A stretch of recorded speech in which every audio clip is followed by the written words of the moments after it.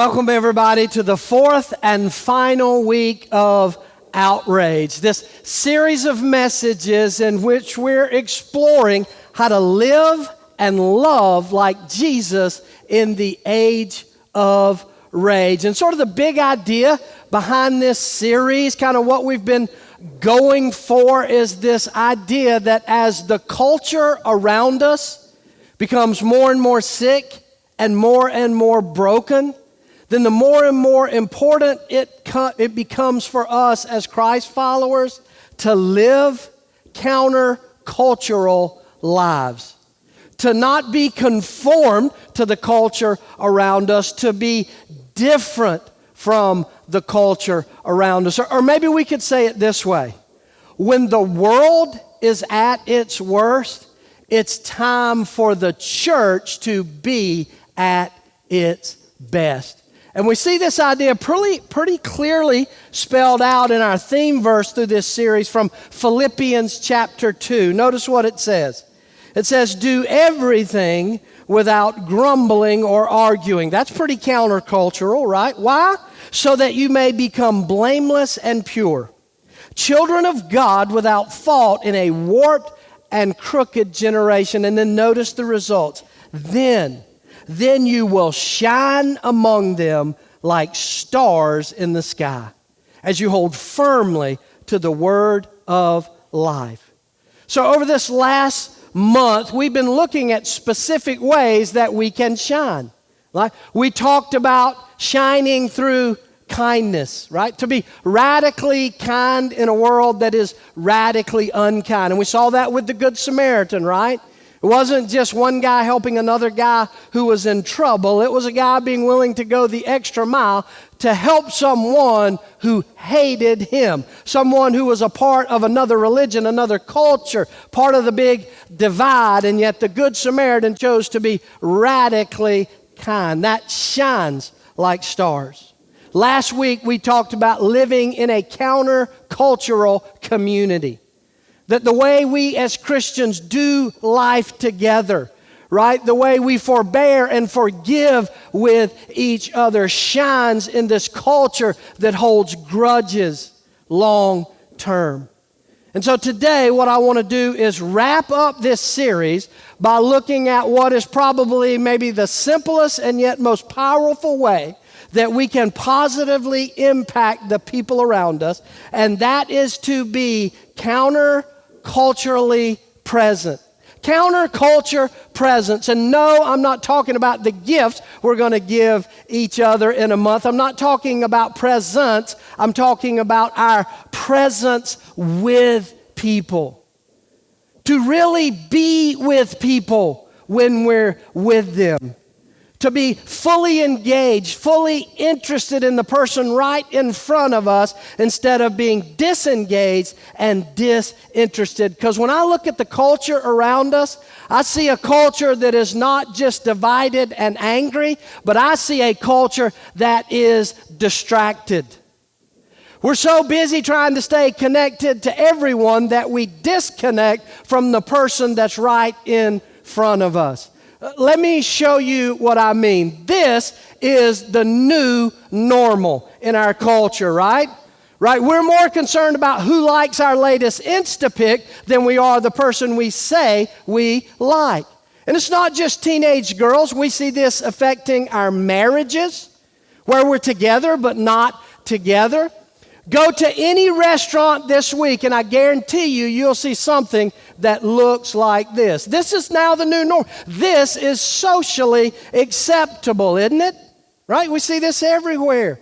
We also see this affecting our parenting, where we're often more concerned with what's going on our screen than what's happening with our children. Listen, in fact, this is such a big deal that the American Psychological Association has coined the phrase for this. It's called technoference.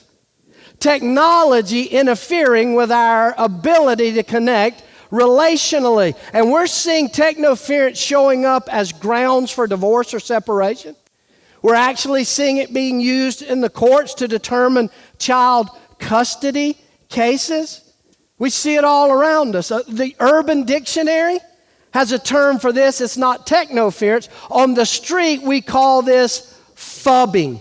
I know I got to be careful when I say that word, but it's a combination of phone and snubbing. When somebody's paying attention to their phone and not you, they are phubbing you. And listen, this stuff has gotten so bad that even the broken culture around us is pushing back against us.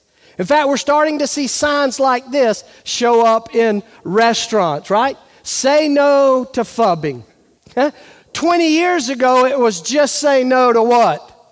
Drugs, right? Now, apparently drugs are okay, right? At least if you live in Oregon, drugs are okay, but phubbing is not. My point is we are a distracted culture, and it often causes us to not be present with the people we're with. You know, it's hard to believe. How long do you think the smartphone has been around? How many years do you think we've had these? 13 years. It's just 13 years ago, 2007, when Steve Jobs introduced the very first smartphone. It was called the iPhone. And just out of curiosity, how many of you own one of Steve's toys? Let me see, the one with the apple on it, the iPhone? Yeah. How many of you own the lesser version? The Android. Any Android people here? Yeah, a few of you. You can see you're in the minority. In fact, Android people, keep your hands up.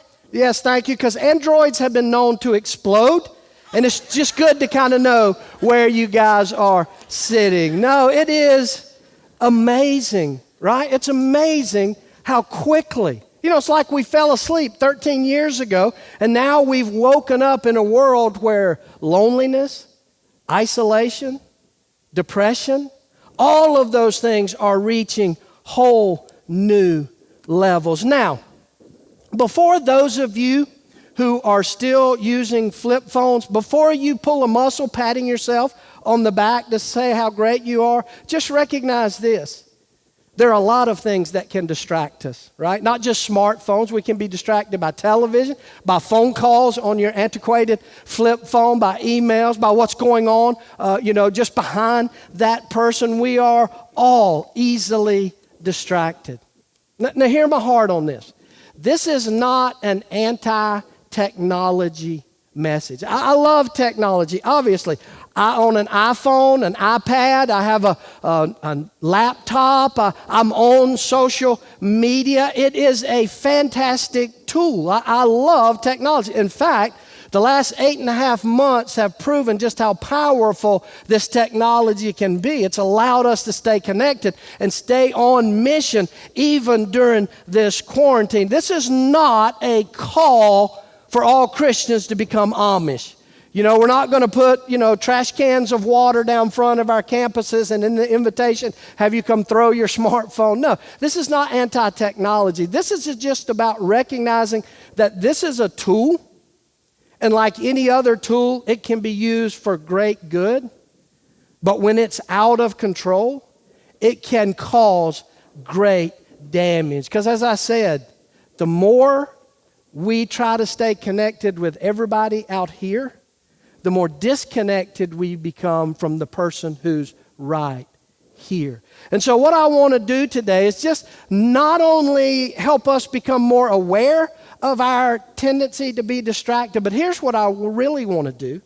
I want to help you understand the power of your presence with the people around you. And so I want to look at a couple of things that I'm convinced can help us be more counter-culturally present. 3 things, and if you've got your outline, go ahead and take that out. If you're watching online, there's place and space for you to follow along. But there are 3 things we can do that can help us be more counter-culturally present. So let's jump in. Number 1, the first thing is just recognize that presence increases joy and happiness.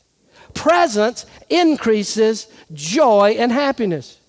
Your presence with the people around you, when you're truly engaged and interested in them, it actually increases their joy. It makes the experiences that they are having even better, right? Those of you with young kids know this. Whenever they're about to do something or try something and you're near them, what do they say? Watch me, Mommy. Watch me, Daddy. Do you know why they do that? It's not just attention. They're not just attention starved. If you are watching them, whatever they are doing is more joyful and happy because you're engaged with them, whether it's jumping off the side of the pool or sliding down the sliding board. Your presence with them increases their joy. And listen, it's not just kids. This continues to be true through adulthood. And there's actually scientific research about this that demonstrates it. Great new research coming out of Cornell University. And I'll spare you all the details about how they did the research and all the data. But here's basically a thumbnail sketch of what they did. They got a group of subjects of all different age ranges, and they asked them to come in and evaluate chocolate. They told them, we got all this different chocolate. I noticed attention span. Everybody looked up here when I said chocolate. All these different kinds of chocolates from all over the world, and they wanted to taste test them and rank them 1 to 10. And so that's what they thought they were coming in to do, to rank chocolate. But the reality was all the chocolate came from the same place. It was the exact same chocolate. It was just labeled and wrapped differently. And they had a researcher sitting with them as they were tasting and ranking the chocolate 1 to 10. And sometimes the researcher would be engaged, making eye contact, making conversation. And sometimes the researcher would pretend to be distracted. They would look at their phone or write down on a clipboard or maybe look across the room at something else going on. And consistently, across the board, the subjects rated the chocolate lower when the researcher was distracted and higher when the researcher was engaged. Same chocolate, different experience. Why? Because presence increases joy and happiness. But listen, this is not just a human nature issue. This is a God value, right? I mean, next month we're celebrating Christmas.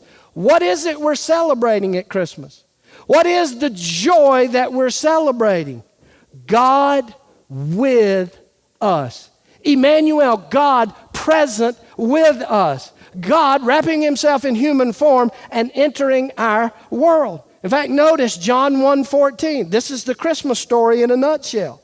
So the Word, capital W, meaning Jesus, became human and made his home among us. He was present with us, and that brings joy to us. 33 years later, after Jesus was crucified, resurrected, and ascended to heaven, he makes a promise to us that his presence will still be with us through his Holy Spirit. Look at Ephesians 3:16 and 17. He, talking about God, he will empower you with inner strength through his Spirit. Then, check this out, Christ will make his home in your heart as you trust in him.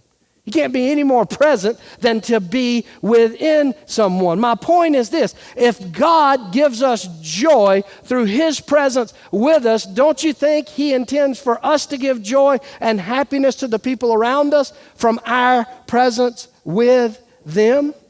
So let me just ask you this question. Who needs your presence?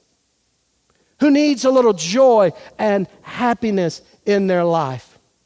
Kids? Maybe your spouse, your neighbor, your coworker, that hurting person that's in the ditch that you'll pass by this week. The power of your presence is that it gives joy and happiness to the people around you. Number 2, the second thing that can help us be more counter-culturally present is to listen and ask questions. To listen and ask questions. If my presence increases people's joy, I need to understand that my willing to listen and ask questions increases my sense of presence with them.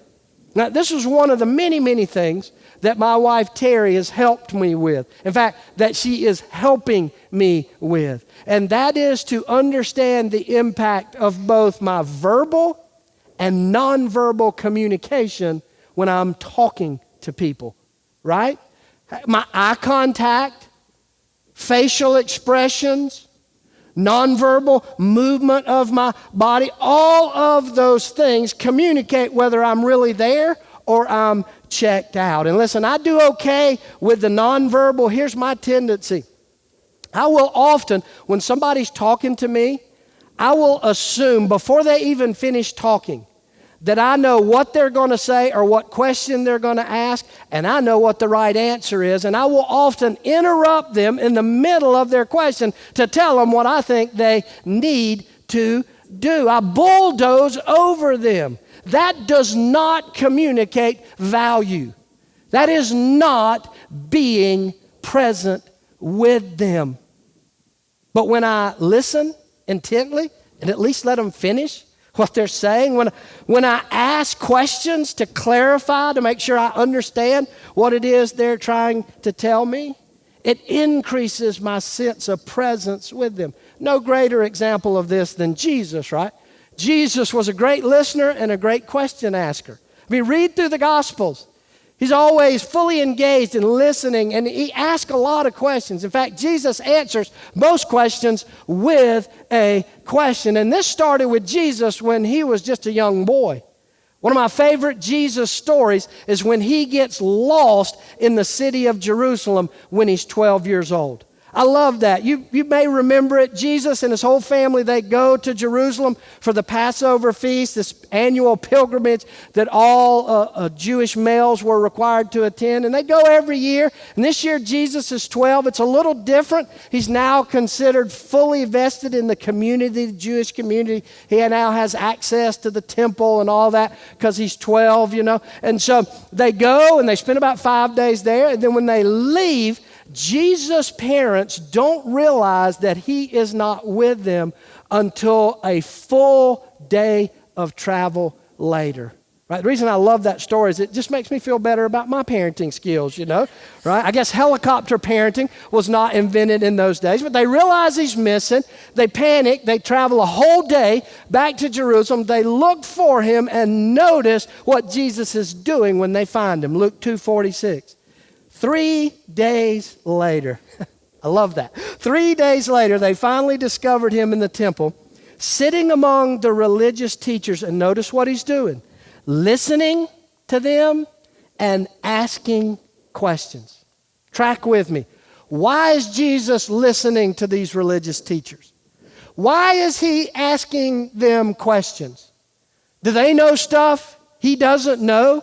Do they have knowledge that Jesus doesn't have? Is this for him? Is this about him getting information? No way. He is fully God. He doesn't have any questions. And so when Jesus is asking a question, it is for the benefit of those he's speaking to, not for his own benefit. I believe that Jesus was sitting distracted by the people right in front of him because of what he could give them, not what he could get from this. And of course, Jesus' parents show up and they're freaking out. They're yelling at him like, how could you do? Mary utters that phrase that all parents of teenagers have said before. Oh, Jesus, you know, you've said that, right? And then she said, why did you do this? But look at Jesus' answer, Luke 2:49. Why did you seek me? Did you not know that I must be about my Father's business? See, it's easy to assume that Jesus' Father's business was religious activity in the temple, theological debates, but I believe that Jesus knew his Father's business was always that person that was right in front of him. Listen, there's no greater gift you can give to the people around you, and that there's no better way for you to be about your Father's business than to be fully present with the people you're with. And then finally, number 3, the third thing we can do to be more counter-culturally present with people is to prioritize relationships over self. To prioritize relationships over self. To recognize that the people we are with are more important than the things that are important to us. Interestingly, when I was preparing for this message this week, I put the word task initially in the fill-in. Like prioritize relationships over tasks, because that's kind of what we do. But the more I thought about it, at least in my own life, it's really not about accomplishing the task that distracts me. It's about what accomplishing the task does for me, how it makes me feel, right? I mean, have you ever wondered, why are we so drawn to this? It's like anytime it beeps or buzzes or lights up, it's like we are required by law to immediately check it out and respond, right? I mean, Pavlov would have a field day with this conditioned response that has developed in us. See, I think the truth is, if I'm honest about myself, I can't say this about you, but I'm wondering if I'm not just more attracted to what could be than what is. Maybe I'm more attracted to who's saying what to me or about me than I am the needs of the person right in front of me. In fact, scientists have discovered that social media notifications on phones have the same impact on the brain as drugs. That notification releases dopamine, which is a pleasure-providing chemical. It's what your brain does when you take drugs, and they're seeing that same kind of response with a social media notification. Oh, this could be something. This could be good. Somebody, it could be a good thing, right? We are drawn to it. It's really not about task. It's not really about this. It ultimately comes down to being about us. So we have to be willing to prioritize relationships with self. And you see this with Jesus' visit to the home of his friends, the sisters, Mary and Martha, their brother Lazarus. Jesus and all 12 of his disciples were going up to Jerusalem, and they decided to make a quick stop in the village of Bethany, about 2 miles outside of the city.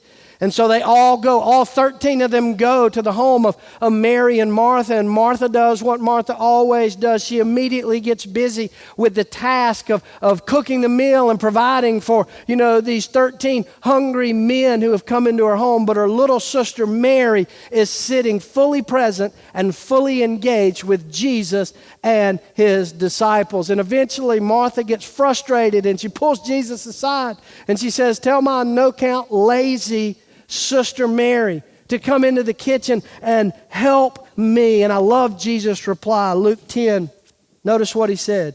Jesus answered her and said, "Martha, Martha, you are worried and troubled about many things, but one thing is needed." And notice this, Mary has chosen that good part, which will not be taken away from her. Key word, chosen. See, I've heard countless messages and read countless biblical scholars, try to let Martha off the hook and say, well, that's just her personality type. She's type A. She was just doing what she always did. Or it's about her responsibility. She's the oldest female in the house, so she's the one that has to get all this stuff done. She is the host, but Jesus calls it like it is. Jesus just said, it is ultimately a choice. It's ultimately always a choice. Every day we make choices, whether to value the people right in front of us or to value our own desires. So I want to ask you to do something. Again, as I said, this is not a call to abandon all social media, to throw away your smartphone. That's not what I'm saying. But I am saying maybe this is an opportunity for us, church, to stop and simply ask ourselves, why? Why am I so distracted with this or with other things? Why am I so distracted? Maybe it's just boredom, right? Maybe it's looking for a fun distraction, and unfortunately, usually fun distractions are fun shortly, but over time, they create a lot of damage. Or maybe I'm willing to admit it for me, I have an obsession with me, with what I want, what I desire. Because maybe the best way for us to be less connected with everybody is to look for opportunities to power down, to put some limits, some boundaries on the things that distract us, and choose to be more present with the people right in front of us. Now, I'm going to close with this last verse on your outline, but I think it's interesting to me that this is the first part of the same chapter in which our theme verse is found. This comes at the beginning of the same chapter in which Paul says, shine like stars among them. And I believe this is the heart of how we truly shine like stars in a dark and broken culture. Do nothing out of selfish ambition or vain conceit, but rather in humility value others above yourself, not looking to your own interest, but each of you to the interest of others. Would you pray with me? Father, I am so grateful that you chose to be present with us. I'm so thankful as we head into this holiday season to be reminded that you weren't distracted, that you were not focused on our failures and flaws and our unworthiness, but you, in unbelievable love, chose to be present in this broken world with us. And so, Father, I pray that we as your children, as your followers, as those who reflect you to the lost and broken world around us, that we would shine like stars by being counter-culturally present, fully present with that person you've placed right in front of us today. So, Father, lead us with your Spirit. Open our eyes. Help us to be honest and evaluate the changes we need to make so that we can share your love by being fully present with the people around us. In Jesus' name, amen.